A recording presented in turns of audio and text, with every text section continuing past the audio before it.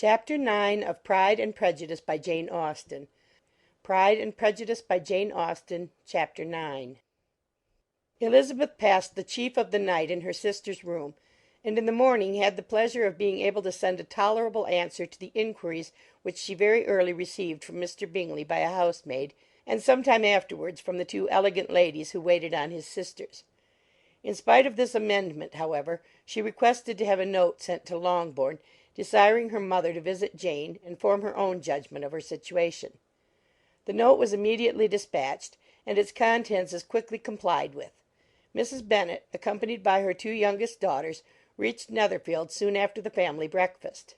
Had she found Jane in any apparent danger, Mrs. Bennet would have been very miserable, but being satisfied on seeing her that her illness was not alarming, she had no wish of her recovering immediately, as her restoration to health would probably remove her from Netherfield. She would not listen, therefore, to her daughter's proposal of being carried home. Neither did the apothecary, who arrived about the same time, think it at all advisable. After sitting a little while with Jane, on Miss Bingley's appearance and invitation, the mother and three daughters all attended her into the breakfast parlour. Bingley met them with hopes that Mrs. Bennet had not found Miss Bennet worse than she expected. "Indeed I have, sir," was her answer.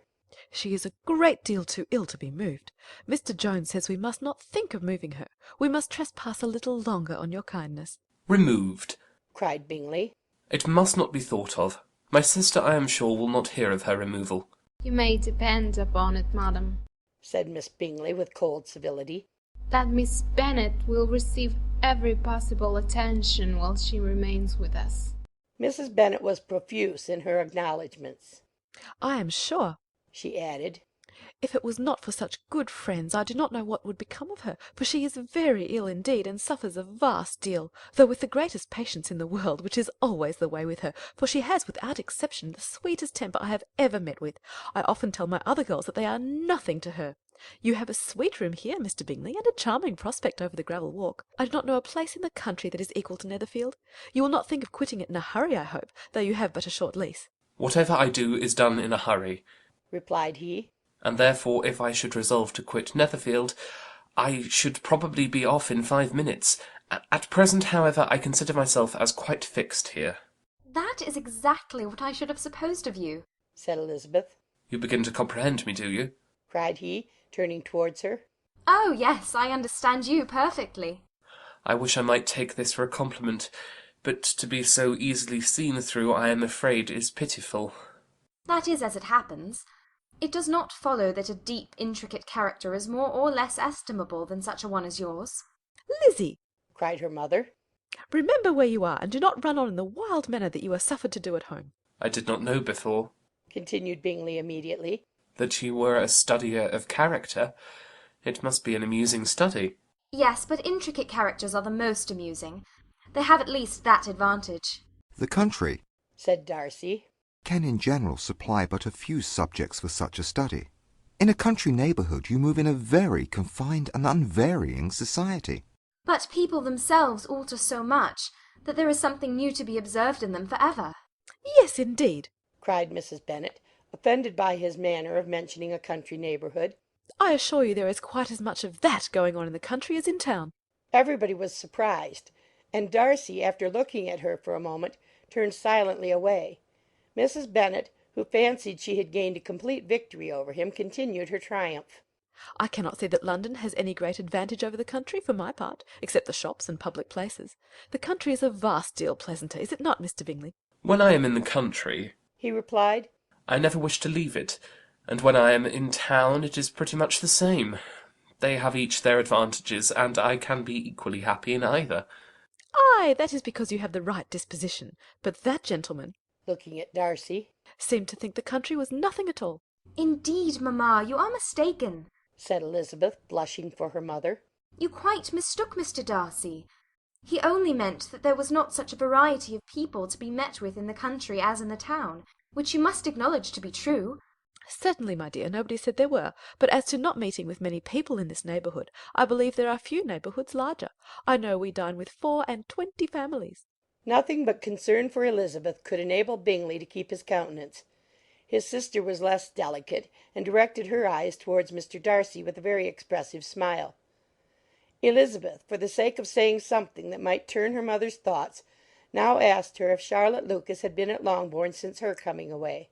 Yes, she called yesterday with her father. What an agreeable man Sir William is, Mr. Bingley, is not he? So much the man of fashion, so genteel and easy. He had always something to say to everybody. That is my idea of good breeding. And those persons who fancy themselves very important and never open their mouths quite mistake the matter. Did Charlotte dine with you? No, she would go home. I fancy she was wanted about the mince pies. For my part, Mr. Bingley, I always keep servants that can do their own work. My daughters are brought up very differently. But everybody is to judge for themselves, and the Lucases are a very good sort of girls, I assure you. It is a pity they are not handsome. Not that I think Charlotte is so very plain, but then she is our particular friend. She seems a very pleasant young woman. Oh dear, yes, but you must own she is very plain. Lady Lucas herself has often said so, and envied me Jane's beauty. I do not like to boast of my own child, but to be sure, Jane, one does not often see anybody better looking. It is what everybody says. I do not trust my own partiality. When she was only 15, there was a man at my brother Gardiner's in town so much in love with her that my sister-in-law was sure he would make her an offer before we came away. But, however, he did not. Perhaps he thought her too young. However, he wrote some verses on her, and very pretty they were. And so ended his affection, said Elizabeth impatiently. There has been many a one, I fancy, overcome in the same way. I wonder who first discovered the efficacy of poetry in driving away love. I have been used to consider poetry as the food of love, said Darcy. Of a fine, stout, healthy love it may. Everything nourishes what is strong already. But if it be only a slight, thin sort of inclination, I am convinced that one good sonnet will starve it entirely away. Darcy only smiled, and the general pause which ensued made Elizabeth tremble lest her mother should be exposing herself again. She longed to speak, but could think of nothing to say, and after a short silence Mrs. Bennet began repeating her thanks to Mr. Bingley for his kindness to Jane, with an apology for troubling him also with Lizzie. Mr. Bingley was unaffectedly civil in his answer, and forced his younger sister to be civil also, and say what the occasion required. She performed her part, indeed, without much graciousness, but Mrs. Bennet was satisfied, and soon afterwards ordered her carriage. Upon this signal, the youngest of her daughters put herself forward.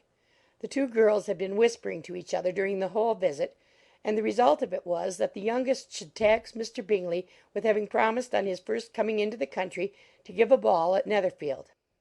Lydia was a stout, well-grown girl of 15, with a fine complexion and good-humoured countenance, a favourite with her mother, whose affection had brought her into public at an early age. She had high animal spirits, and a sort of natural self-consequence, which the attention of the officers, to whom her uncle's good dinners and her own easy manners recommended her, had increased into assurance. She was very equal, therefore, to address Mr. Bingley on the subject of the ball, and abruptly reminded him of his promise, adding that it would be the most shameful thing in the world if he did not keep it. His answer to this sudden attack was delightful to their mother's ear. I am perfectly ready, I assure you, to keep my engagement, and when your sister is recovered you shall, if you please, name the very day of the ball, but you would not wish to be dancing when she is ill. Lydia declared herself satisfied. Oh, yes, it would be much better to wait till Jane was well, and by that time most likely Captain Carter would be at Meryton again. And when you have given your ball, she added, I shall insist on their giving one also. I shall tell Captain Forster it would be quite a shame if he does not.